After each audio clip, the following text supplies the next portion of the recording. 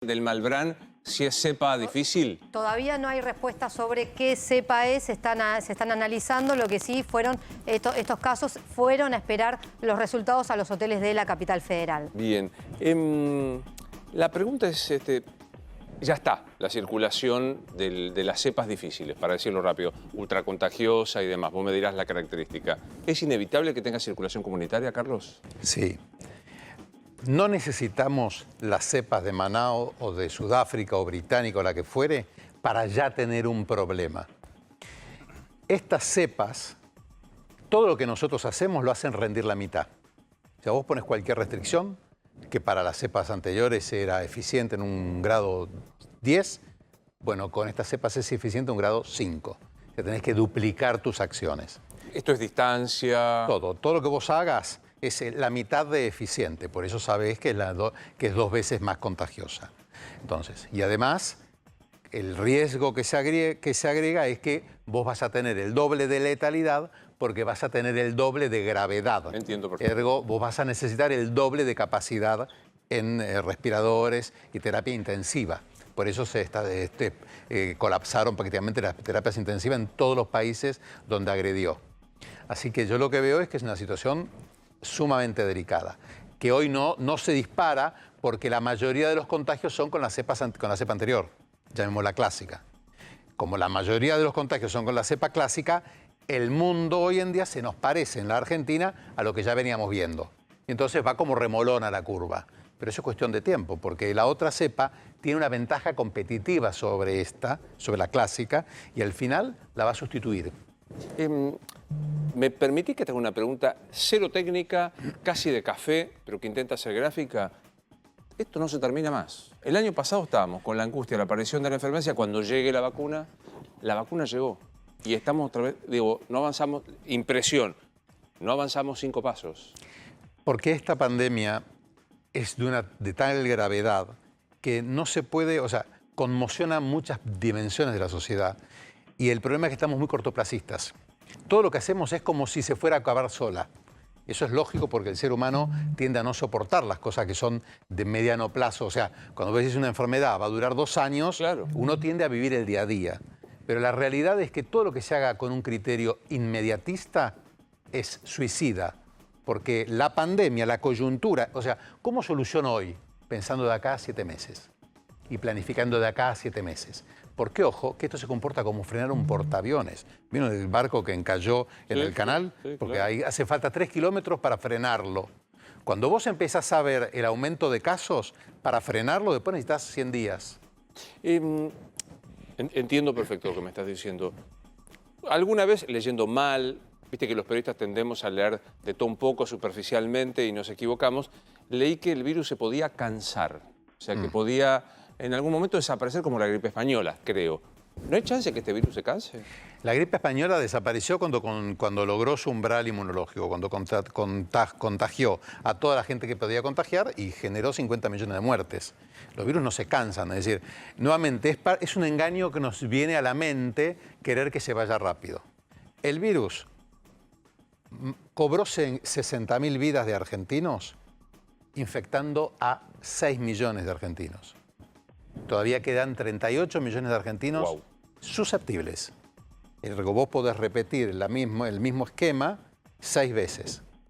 Es impresionante. Quiero que veas estas imágenes de Miami. Antes de esto, Nacho, ¿hay alguna novedad sobre el tema de las cepas hipercontagiosas? Sí, Luis, y tiene que ver, o puede dar cuenta en todo caso de la situación actual sanitaria.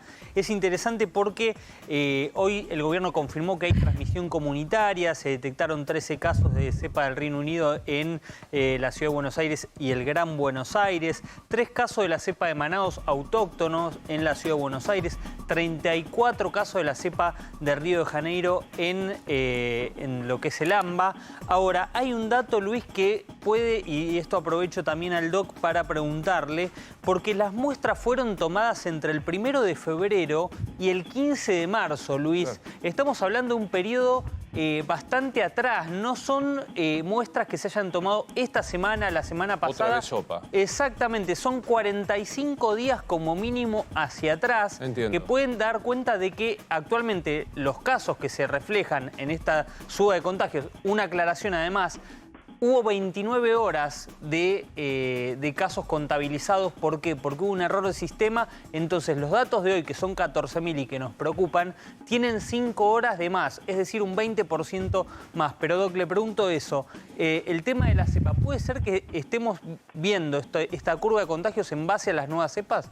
Argentina tiene una limitada capacidad para diagnosticar nuevas cepas, porque parece que hace un estudio genético muy sofisticado, que pocos países tienen toda la capacidad que hace falta. Acá tenemos una capacidad, pero es limitada en la cantidad. ¿Qué te hace pensar que la nueva cepa está circulando? Que no hay nada que lo detuvo. O sea, esto hay que pensarlo al revés, es muy difícil a veces, claro. Pero entendamos, ¿aumentamos las restricciones en nuestro país de alguna manera? No. ¿Qué es lo único que se hizo para combatir el virus? Se aumentó la vacunación. Entonces nos damos vuelta a ver qué está pasando con el mundo. Y países con 5 veces más vacunación que nosotros tienen pandemias desatadas en este momento. O sea, veamos lo que está pasando en 27 estados de Estados Unidos. Bueno, mirá, quiero que veas estas imágenes de Miami, de la Florida, por supuesto, para también preguntarle a Adrián Sack lo que está sucediendo, el nivel de descontrol que hay. Nada, lo que acá son las fiestas clandestinas, es como una cosa de ya está, ya pasó. Estas son fiestas que ocurrieron en Miami, que hace calorcito, sí, claro. Todos pensamos lo mismo, pero el único que lo verbalizo soy yo. Mirá las aglomeraciones humanas que tenemos en ese lugar, ¿no? Cantidad de casos. No hay pandemia ahí. No hay pandemia, literalmente. En las playas totalmente normales, en Miami. Si bien está el signo claro, de sin prohibido, barbijo. Sin barbijo, no olvidate. No te alquilo los zapatos de la policía que tiene que tratar de proponer 2,5 metros de distancia. En términos dramáticos, no sé si es lo mismo que está pasando en Argentina, pero esto es un elemento súper contagiador. A mí este es el tipo de reacciones colectivas que me preocupan de lo que viene por delante. Porque cuando la comunidad está sometida a tanto estrés, y vos fíjate, ocurre en los jóvenes. Uno de los problemas que está ocurriendo es un desentendimiento de generación intergeneracional, donde los jóvenes empiezan a desentenderse de lo que pasa con el mundo de los adultos, porque va a haber un mundo nuevo para ellos, claro. Con menos trabajo, con menos educación. Así que, digamos, es parte del... Y otra cosa muy importante, esto también es consecuencia del mal manejo que hubo de la pandemia en Estados Unidos durante tiempo, claro. El negacionismo que es tan negativo. Hacia adelante, nosotros creo que nos encontramos en una situación muy trascendente, en la cual hay que tomar decisiones que son muy complejas. Yo creo que el gobierno urgente tiene que cambiar el método de toma de decisiones. Esta pandemia no es para un ministro de salud en ningún país. Esta pandemia, las decisiones las toman grupos multidisciplinarios con gente muy entendida en la materia. Gente que está en su laboratorio, que comprende o está en sus estudios de matemática, con consultas internacionales. Esto no es para un grupo que se junta, no. Esto es para gente muy particular, porque si no, todo veces fracasa. Y yo creo que tenemos que generar eso, porque si no, perdemos la confianza de la población. Bien. Me voy a ir a los Estados Unidos. Allí está nuestro corresponsal, el siempre impecable Adrián Sack. Hola, buenas noches. ¿Cómo estás, Adrián?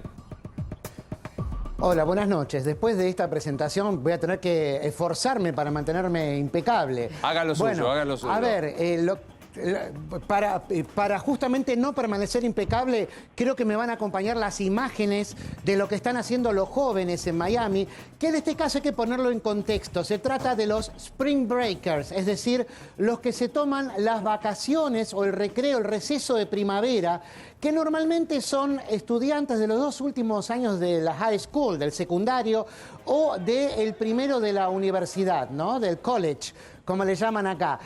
Normalmente aquí hay cultura.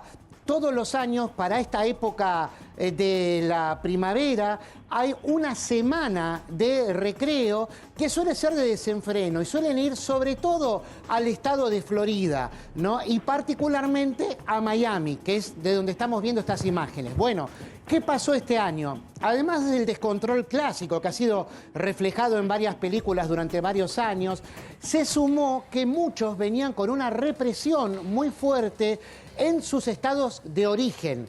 No hablo del estado etílico, sino del estado en el que vivían. Sí. Los que viven, que es el noreste de los Estados Unidos, ¿no? Los lugares donde hay mucho frío y donde las reglas suelen respetarse a rajatabla, y en particular con la reclusión en la que tuvieron que vivir durante meses, ven en Florida un lugar como para liberarse. De hecho, esto es estimulado también por las autoridades, en particular por el gobernador Ron DeSantis, muy amigo de Donald Trump, que habló de Florida como un oasis donde la gente puede ver la vida después del COVID, cómo va a ser la vida después del COVID. Pero bueno, este discurso extraño que sea tan liberal en un republicano, pero no en este caso donde hay mucha necesidad de recibir divisas, hizo que, bueno, se los recibiera a los jóvenes, que no hubiese estrictas prohibiciones, sobre todo al principio del Spring Break, que fue a principios de marzo, pero después se vieron forzados a poner un toque de queda. Desde el 20 de marzo, un toque de queda que va desde las 8 de la noche hasta las 6 de la mañana del día siguiente. Bueno, el resultado fue totalmente contraproducente. Toque de queda exclusivo para los turistas, ¿no? Sí, los residentes sí pueden andar. Ahora, Adrián, bueno, ¿qué pasó? permitime que la te haga... gente salió toda junta. Permitime que te haga una interrupción porque es interesante, y corregime si me equivoco. Sí. Estos Spring Breakers, ninguno se supone que debería estar vacunado, porque todavía la vacunación, no sé, decime vos, si se habilitó para todos los mayores de 18 años. Es casi como una actitud de no me importa nada el virus y voy a desafiarlo. Exactamente, y tiene que ver con lo que se escuchaba sobre todo al principio de la pandemia, ese concepto inicial que era un virus en el que solo los grupos más vulnerables eran los de 65 años y mayores, y también los que tenían alguna enfermedad, alguna comorbilidad. Esto quedó, a pesar de que trató de ser corregido y de que se mostraron casos de gente más joven muriendo, padeciéndola mal y muriendo. A ver, pero lo que vos me mencionaste acerca de los grupos de vacunación, aquí, por ejemplo, en Georgia, el estado vecino al norte de Florida, sí ya te podés vacunar desde la semana pasada los mayores de 16 años, ¿no? Con la de Pfizer, y los mayores de 18 con la de Moderna y Johnson & Johnson. Pero en Florida todavía no, y tampoco en la gran mayoría de los estados de donde vienen estos Spring Breakers. Sí, hay, digamos, una idea de liberarse, de festejar con todo, alimentada también, alentada por cristales de metanfetamina, ¿no? Es decir, droga sintética, de lo que la policía secuestró mucho entre estos Spring Breakers justamente, y alcohol, ni hablar. Los bares están abiertos como si nada hasta las 8 de la noche, con lo cual compran antes el alcohol. Y el toque de queda va entre las calles 5 y 16 de Miami Beach, es decir, lo que sería South Beach, la parte sur de esta isla, que es la parte turística de Miami, ¿no? Que antes era una península y fue hecha isla artificial. Y entonces se van a las otras calles y hacen los desastres ahí. Bueno, ¿qué pasó? Se enojaron muchos vecinos y hoy hicieron una manifestación con distancia social. 100 personas fueron a protestar a la municipalidad de Miami con el lema Take Back the City, o sea, recuperemos la ciudad. Eso es por las imágenes que hemos visto de patrulleros destruidos, de autos rotos, de vidrieras destrozadas también, y de un descontrol que es muchísimo mayor al de años anteriores. Y lo que veías recién, que comentabas en las playas, esto se dio siempre, con el COVID no ha parado. En Miami un poco sí, pero en el resto de Florida no.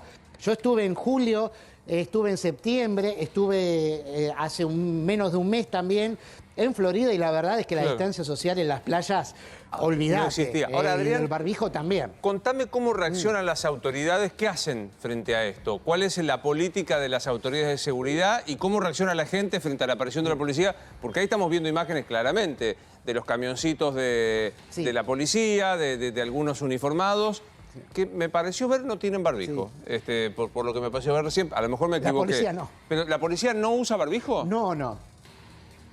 No te equivocaste, porque las fuerzas de seguridad sí están vacunadas, pero de todas maneras igualmente tendrían que usar barbijo, como dicen normalmente, que escuchamos los consejos de los médicos, que hasta los 14 días después de recibir la segunda dosis hay que usar barbijo, hay que seguir con la distancia social, y después también bajo determinadas circunstancias uno puede despojarse del barbijo, que son encuentros interpersonales con personas que ya estén vacunadas también, o grupos muy reducidos, no en esta situación. Pero es muy cierto lo que puntualizás, atrás hay una tendencia a no usar barbijo, ni siquiera en muchos mayores también. Y aquí, en este caso, donde se les va de las manos las protestas, también ven limitado su accionar las policías, porque hubo acusaciones de reprimir sobre todo a los grupos de Spring Breakers afroamericanos. Hay muchísimos este año, hay más que otras veces, y con el antecedente del asesinato de George Floyd del 25 de mayo pasado, que ahora es particularmente sensible porque por estos días se está juzgando a quien fue acusado de asesinarlo. Entonces hay mucha susceptibilidad al respecto y la policía ve limitado su accionar represivo. Entonces se les va de las manos directamente. La verdad es esto. Y la destrucción es imparable. No te vayas, Adrián, porque quiero cruzarme, como lo hemos hecho ya varias veces, hacia el Uruguay. Allí está Gustavo Descalzi. Mientras lo estoy saludando, veo, perdón, la mención personal a mi médico que me atendió durante el COVID, que es el doctor Aldo Barsanti, que me dice psicóticos absolutos los que están en las playas de Miami haciendo esto. Es de un nivel de pulsión de muerte, lo voy a poner en términos psicoanalíticos, de pulsión de muerte impresionante. Gustavo Descalzi está trabajando en Uruguay. Hola, Gustavo, buenas noches, ¿cómo estás? ¿Cómo le va, Luis? ¿Cómo anda el amigo Adrián? Bueno, nosotros nos traje hasta aquí, hasta la Plaza de Maldonado, como usted ve, una fachada preciosa para mostrar algo lindo, para transitar estos días difíciles, complicados con los números que tenemos aquí en el Uruguay. Por suerte, Luis, esta segunda jornada de 1.450 casos, como la de ayer, parecen acostar las estadísticas sobre los 1.500 casos por día. El gobierno lo que quiere es bajar esta cifra sobre la línea de 1.000, que le va a permitir administrar los recursos que tienen y sobre todo el sistema sanitario, que hoy el sindicato médico empezó a decir: ojo que estamos al borde del colapso. Hoy el Uruguay tiene el 30% de todas las camas del CTI ocupadas con personas que están transitando el COVID. 19.426 personas hoy en el Uruguay están con la enfermedad y cerca de 125.000 personas en todo el Uruguay están acuarentenados. Ahora, déjame preguntarle al doctor Regazzoni, ¿cómo se explica? Digo, Uruguay está aumentando el nivel de vacunación. Estados Unidos tiene una oferta de vacunas. Hoy leí una interesante nota, creo que en La Nación, perdón si cito mal, de que qué van a hacer con el sobrante de las vacunas los Estados Unidos. Falta todavía para eso. Y falta para eso. Y lo otro es Chile, que tiene alto nivel de vacunación, ejemplo en el mundo, y está en fase 1 directamente. ¿Cómo se explica esto? Porque si vos tenés 10 ventanas, cerraste 3, pero aumentó la cantidad de gente que trata de entrar, te entran por las 7 que faltan más que antes. Como vos levantás las restricciones de circulación, la capacidad que tiene el virus de poder entrar, aunque sea, encontrar al susceptible. O sea, vos lo que haces es, tenés la gente, el vacunado deja de ser susceptible, se pone color rojo. El otro se pone en color verde, los susceptibles. El virus, si vos levantás las restricciones de circulación o no se usa barbijo, el virus tiene más velocidad, entonces con mayor probabilidad puede encontrar a esos susceptibles. Por eso lo que se está viendo es esta aceleración de los contagios debido a que la gente está vacunada, pero se levantaron las restricciones de circulación. Y encima llegó una cepa que es más veloz.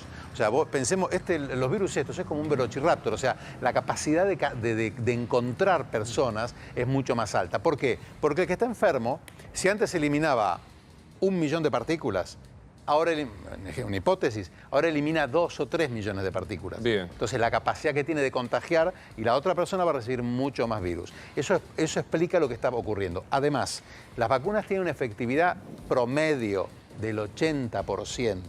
Es verdad que con la segunda dosis, algunas vacunas llegan al 90% para prevenir la muerte. 90, no 100.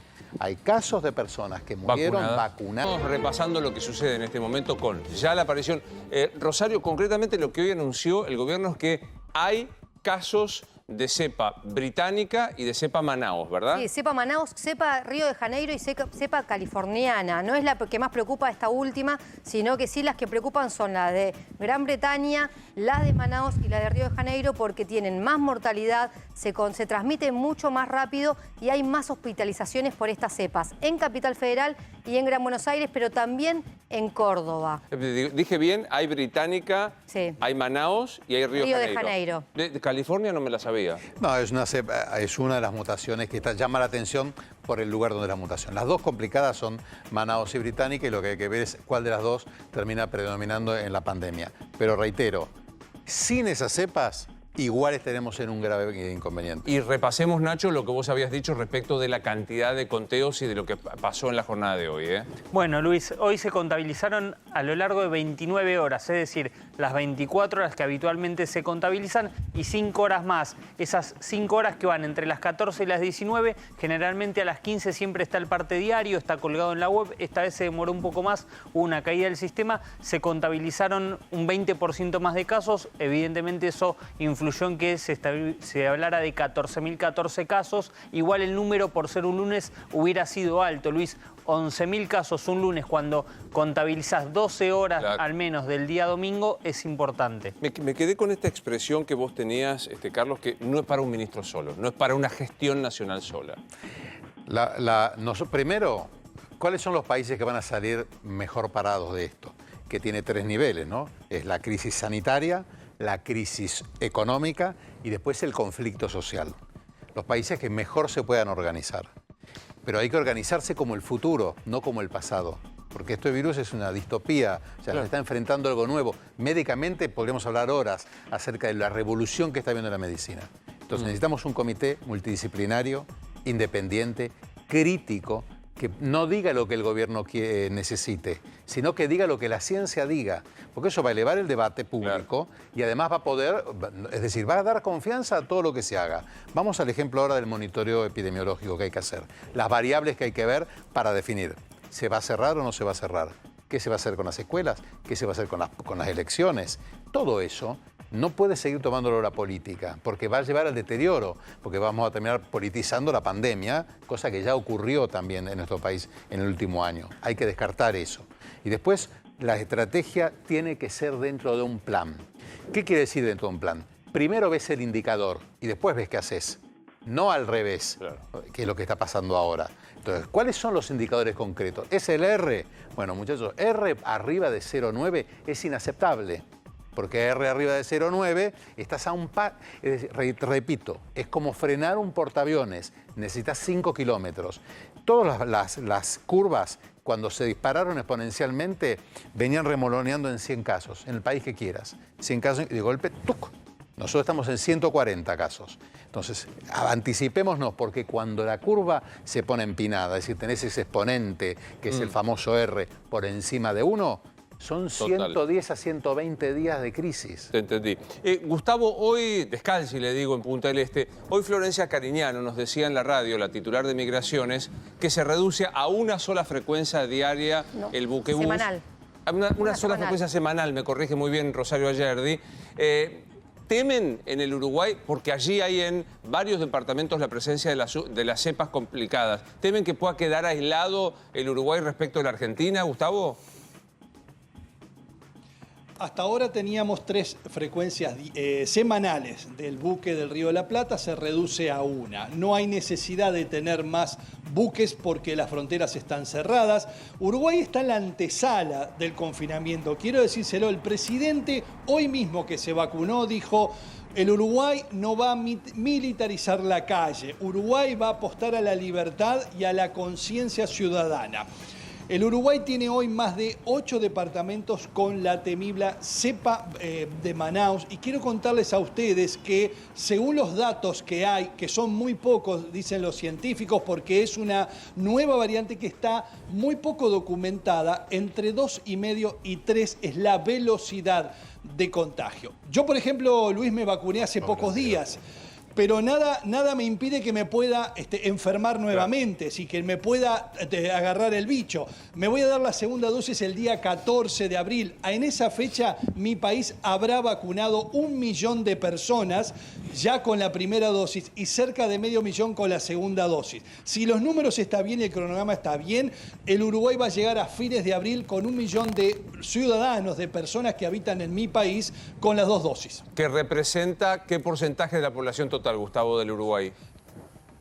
30 y algo por ciento y casi el 38% de la población activa, de la población que está entre los 18 años en adelante. Por ejemplo, se ha hecho las categorías han ido mezcladas porque yo, por ejemplo, me di la Sinovac, pero mi papá, que también se vacunó, se dio la de Pfizer. Es decir, que nos vamos mezclando las categorías. El presidente se vacunó, hoy se anotó por la APP. Mira, ahí tenemos las imágenes. 160.000 personas. Mientras hablamos con vos, vamos a ver las imágenes que son más jóvenes. Se ve ahí las ve hace Luis. Fierro. Hace fierro. Sí, está con musculito. Estamos a un año de ese objetivo. Nosotros estamos a un año del 30%. Ah, mira. Ahí está. Es interesante lo que está diciendo el doctor Regazzoni, Gustavo y Adrián también, porque digo, para tener el 30% de la población vacunada hace falta un año. En los Estados Unidos, Adrián, ¿tenés presente el número de población total vacunada? Y ya están. O sea, de la población completamente inmunizada, o sea, que recibieron 2 dosis de las que necesitan 2 dosis, que son Pfizer y Moderna, o una de Johnson & Johnson, que es la necesaria, sería un 15,5% de la población al día de hoy está completamente inmunizada. Que hayan recibido al menos una de las 2 dosis, hoy llegamos al 29% de la población. ¿Cuál es el objetivo de Biden? Sí. ¿Qué? Perdón, ¿alguien iba a decir algo? Iba a decir Regazzoni algo y ya te pregunto el objetivo de Biden. En una semana vacunamos lo que Estados Unidos en 4 horas. ¿Nosotros en proporción o en número absoluto? En número absoluto, o sea, claro. Y me decías, ¿el objetivo de Biden, Adrián? Claro.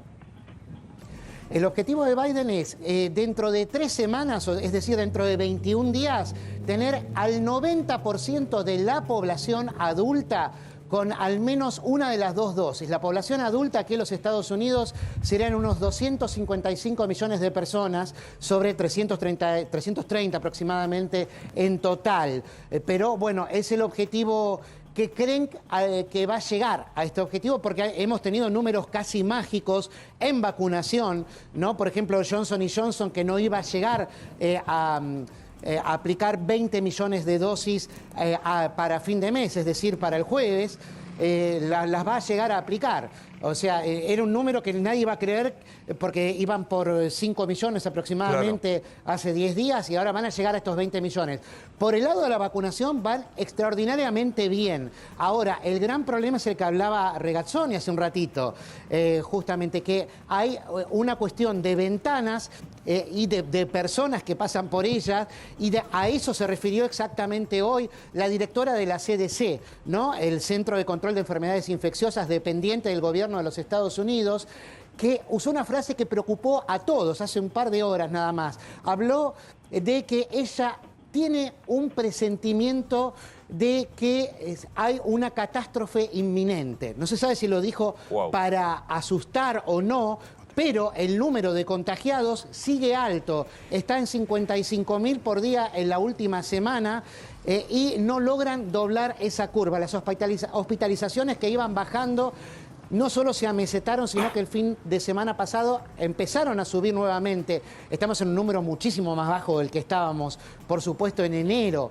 Pero de todas maneras, las tendencias preocupan. Se hablan de las cepas, pero también se habla de esto que vimos hace un ratito en Miami, por ejemplo, que se replicó en algunos otros estados donde también hay spring breakers. Entiendo. No, justamente, entiendo. Pero además porque la gente viajó mucho. Quería hacer una acotación, Carlos. No, ¿cuál es el inconveniente? La persona se da la primera dosis de vacuna y automáticamente libera todos sus controles. Entonces empieza a darle una ventaja enorme al virus, sobre todo las nuevas cepas, para contagiarse ahí el COVID. Por eso se está viendo la sustitución. También se ve en Europa. Cada vez hay gente más joven la que se contagia. Al margen de que tanto Manaos como Británica van a los jóvenes y a los más chiquitos y ahí infectan mucho más, ¿no? Claro. El concepto de... Yo repito, pregunta del año pasado, me parece increíble, pero pues todo va cambiando, vamos aprendiendo. El concepto de que inmunidad de rebaño de manada es 70%, ¿se sostiene? Eso depende del R natural. Vale decir, la cantidad de... voy a tratar de sintetizarlo. El R natural, el R0 famoso que ustedes lo vieron, de las cepas anteriores, estaba en aproximadamente 3. Con Manaos o con Británica probablemente esté más cerca de 4 y pico. Eso te corre el umbral de inmunidad. Es decir, vos para que el virus no encuentre más a nadie susceptible en esa carambola de rebota permanentemente, ahora necesitas el 75-80% de la población vacunada. Pero, como las vacunas no son 100% efectivas, la ineficacia de la vacuna se la tenés que restar. Entiendo. Con lo cual vos incluso podría ocurrir que en algunos sectores, sobre todo en la gente mayor, nunca logren la inmunidad total. Y eso es algo que vamos hacia dónde evoluciona esta pandemia. Hace algo parecido al sarampión, dicen los expertos. Total. Gustavo, gracias. El 14 de abril tendrás tu segunda dosis de Sinopharm. ¿Te vacunaste, Adrián, o no te vacunaste al final? El lunes próximo, 5 de abril, tendré mi primera dosis de Pfizer. Ahí está. Un gusto escucharlos a ustedes desde Uruguay, Gustavo Descalzi. Por favor. Desde Atlanta, el siempre impecable Adrián Sack. Muchas gracias. Y gracias también a Carlos Regazzoni. Por favor. Recién yo preguntaba